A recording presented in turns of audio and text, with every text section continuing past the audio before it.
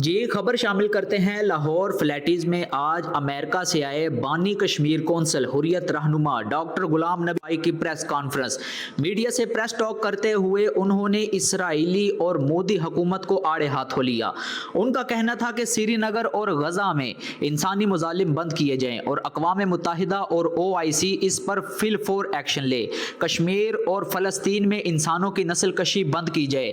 भारत जो इंसानों पर मुजालिम ढा रहा है उसको फिल फोर बंद किया जाए। हर इंसान को आज़ादी के साथ जीने का मुकम्मल हक हासिल है। इस कॉन्फ्रेंस में वकला के साथ साथ सहाफ़ी बरादरी, सियासी और समाजी रहनुमा मियां राहिल हुसैन ने भी शिरकत की।